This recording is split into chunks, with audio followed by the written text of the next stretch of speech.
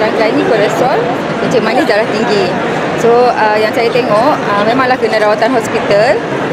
Kena dia tahu tahap dia punya ukuran semua tu berapa dan dia kena ada ubat kan. Tapi kalau bergantung pada tu semata-mata, dia sebenarnya tak cukup.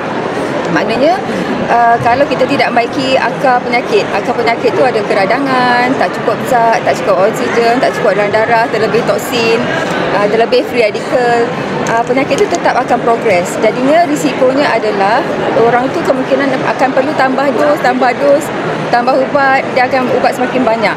Jadinya macam mana untuk kita bantu orang yang ada 3 serangkai ni adalah dengan kita punya produk Bilix tu.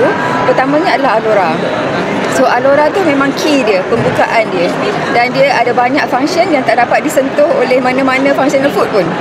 So seawal kita memakai aloe vera pens tu coverage dia sampai lebih kurang 70% pembukaan badan tu. Dan dia ada jantung kedua yang dia cover kat situ. Dia yang akan menolak circulation tu paling bagus berbanding dengan aloe vera yang lain tu aksesori. So bila aliran darah tu bagus, darah tu dia bawa oksigen, dia bawa zat, dia bawa toksin keluar. Itu dah banyak benda yang boleh improve. So yang tu dia akan membaiki komunikasi antara sel, sugar dia kontrol akan better, circulation yang bagus bermaksud metabolism yang lebih bagus, bermaksud juga detox yang lebih bagus. Toksin dia dah mula kurang. So macam tu. Lepas tu bila dia makan apa-apa zat tu akan senang disampaikan kepada semua sel badan. So bagi saya aloe vera pens tu pembuka yang pertama, lengkapkan sekali dengan socks. Sebab alang-alang tu socks sikit je kan.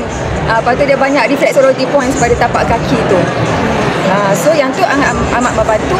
Lepas tu kalau dia ada tekanan darah tinggi pun, bila kita mudahkan, ringankan aliran darah tu, kemungkinan besar macam yang banyak testimoni kita tengok, antaranya adalah Dr. Azuba. Dr. Azuba pakar radiologi, dia ada darah tinggi sejak lepas bersalin anak yang keberapa tak. So sebenarnya dah lebih 20 tahun punya darah tinggi. Lepas tu dia kata dia pakai aloe vera tu, dia tengok macam dia punya tekanan darah tu dah menurun. So dia mula menurunkan satu je ubat dia. Dan seterusnya macam tu tinggal satu je ubat sekarang ni, ataupun mungkin dah tak ada ubat. Saya tak ingat, kena interview balik Dr. Azuba.